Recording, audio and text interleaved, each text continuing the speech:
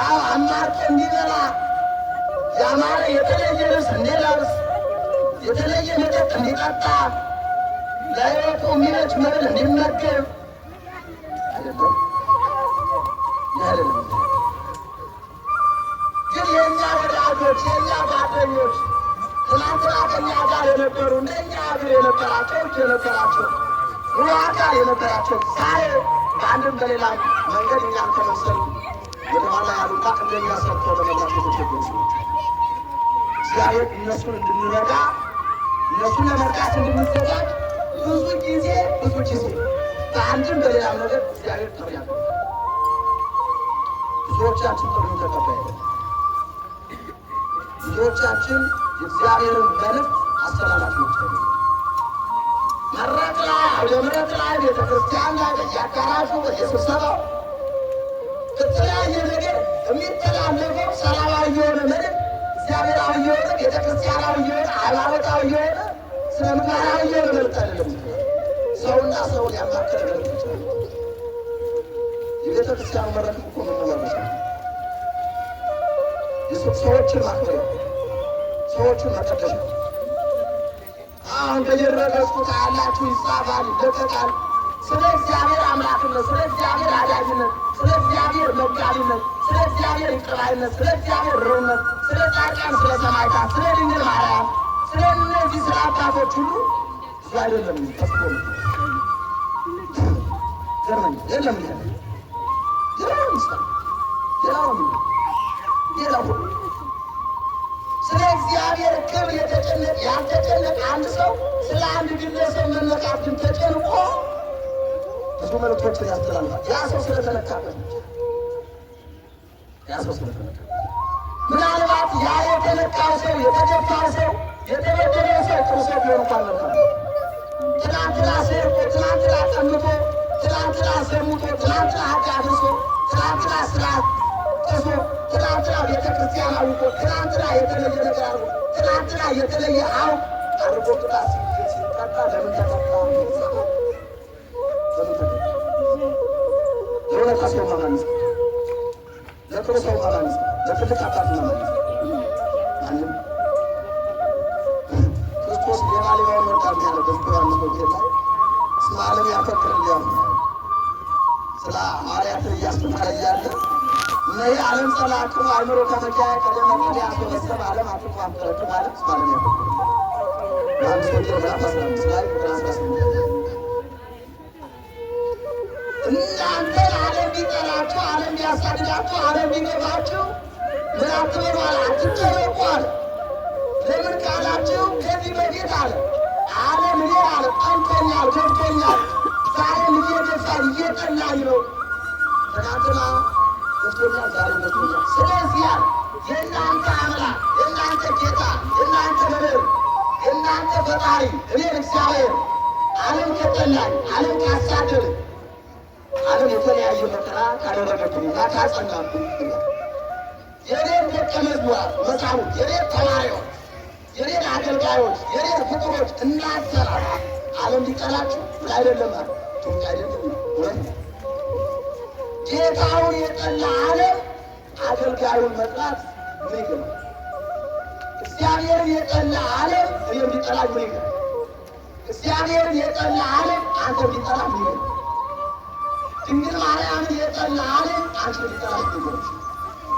ቅዱሳት አንስትን የጠላ ዓለም እኛ ኃጢአተኞችን ሊጠላ ምን ይገባል? ምንም። ድሮም የዓለም ወዳጁ ዓለም ነው። የሌባ ወዳጁ ሌባ ነው። የተንኮለኛ ወዳጁ ተንኮለኛ ነው። የሆዳም ወዳጁ ሆዳም ነው። ይገርማል። ያለን ነገሮች የሚገርመው ያስመት ምን ታስባለህ?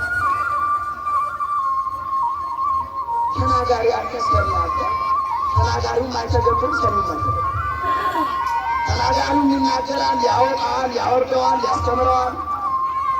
ተናጋሪ ደግሞ ለሳቱ ጭሮት እንዳውስ ከዚህ ቀጥሎ ከወጣ በኋላ የከለበቱ ከዚህ ቦታ መውጣት ተረቋጣ ተፈለቀ ጾም ሲመጣ ቆረጠኝ ገለጠኝ ሞቱን ደስከው ጨጓራ ተነሳብኝ ሱባር ወስታ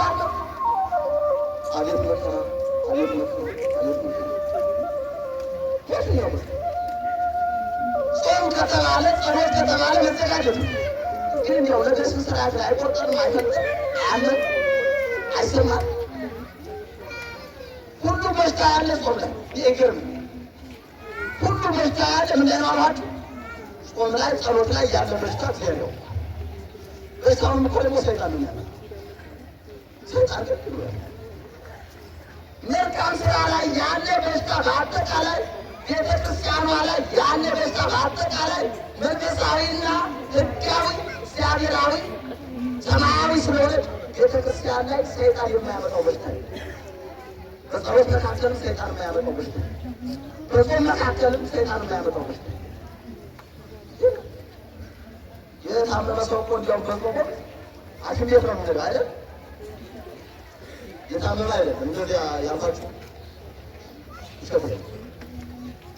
ጾም ላለመጾም የፈለገ ሰው በጾም ወራት ነው የሚታመመው። ቁርጠቱ ይነሳል፣ ራስ ምታቱ ይነሳል፣ ልብ ድካሙ ይነሳል፣ ስኳሩ ይነሳል፣ ጉበቱ ይነሳል፣ ኩላሊቱ ይነሳል፣ ጨጓራው ይነሳል። በጾም ወራት ነው። ሰሞን ደህና ናችሁ? ተሽሏችኋል?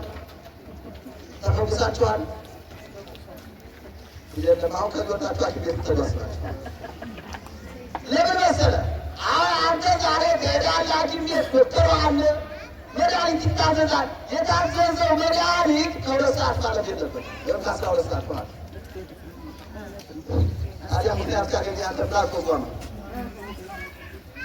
መጀመሪያውኑ ጾም ስለማልፈልግ ነው ስራ አይ ቤት ይመጣለሁ ቁርስ ይበሰል አይ ጾም እኮ ሲባል የለም። ዶክተሩ ከ2 ሰዓት ከ12 ሰዓት መድኃኒቱ ካለፈ ፈውስ የለም ድነት የለም ብሏል። ምናልባት ከዶክተሩና ከእግዚአብሔር ዶክተሩ ነግሯል ካላችሁም ችግር የለውም ተናግረው ዶክተሩ ቶሎ ተናግረው አትበልጡም። አውለታል ለሽ ስለጣላችሁ አላችሁ ይስላላችሁ አሉ። ያ ማለት ዶክተሩን መንቀፌ ማዋረድ አይደለም። ዶክተሩም ራሱን የቻለ የተሰጠው ጥበብ አለ። ከእግዚአብሔር በታች የራሱን የሆነ ጥበብ አለው። አይደለም ለዶክተሩ እጽዋቱ ቅጠሉ ምኑ ያ ተቆራርጦ መድኃኒት የሚሆነው ያ ሁሉ ለእያንዳንዱ ቅጠል ራሱ ምናል ስራ የእሱ ስራ እየተቀመጣችሁበት የተጨቀው የግራሩ ስራ ራሱ እናቶቻችን ለብዙ ነገር ስራ የሌለው ፍጥረት የለም። ያዝ አንድ ፍጥረት ሁሉም የተፈጠረው ፍጥረት ስራ አለው። ያስተምራል፣ ይመክራል፣ ይገስጻል። ይህን ነው የፈለው ዶክተሩ ወይም ታካሚውን ለመንቀፍ ሳይሆን በምክንያትና በስበብ ጾም ባልሽው ለጾሙ ዝግጅት ሆን እርሳችንም ለጾምና ለጸሎት ዝግጅት ነው። ስለዚህ መዘጋጀት ጾምና ጸሎት ደግሞ በሚገርማችሁ ነገር ሰዎቹ ወደ መልካም የሚመሩ ያን ኃጢአት ያሰበውን፣ ዝሙት ያሰበውን፣ ስርቆት ያሰበውን፣ መጥፎ ነገር ያሰበውን ሰው እግዚአብሔር የሚያደርስ ስጋን አርክሞ ለነፍስ የሚያስገዛ ትልቅ በረከት የሚመስል አሁን ጾሙን በልት ይላል።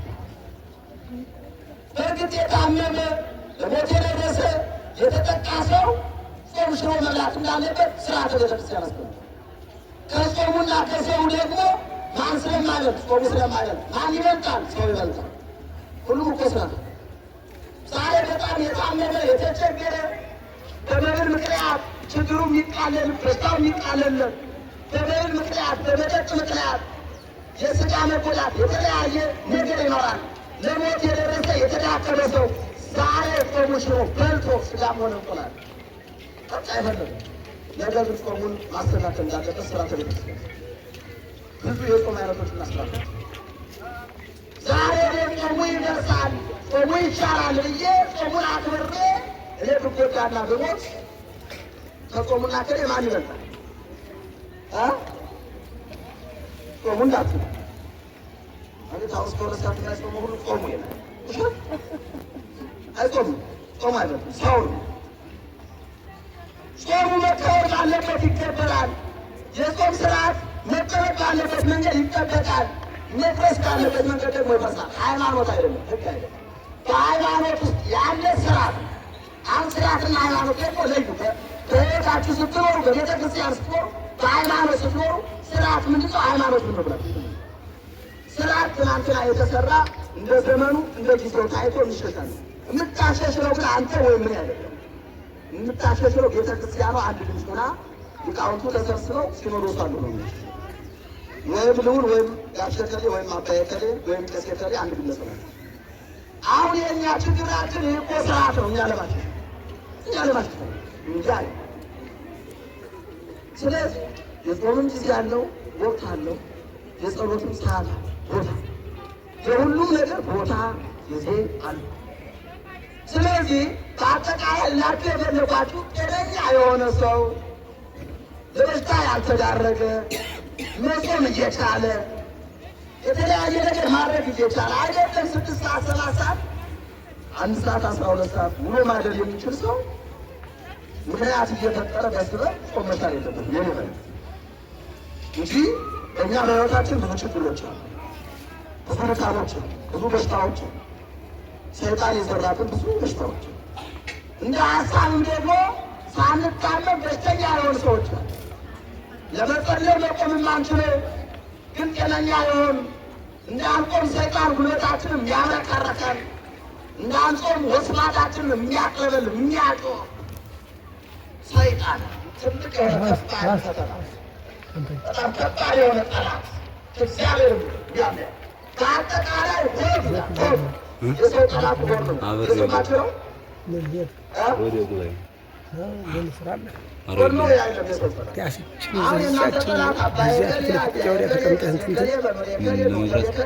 ትምህርት ቤት ቸኩላለሁ። ዘመናዊ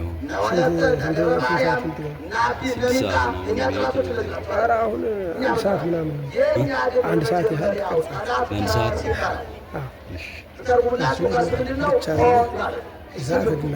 ከተደወለ ቀይዋል መቅረጽ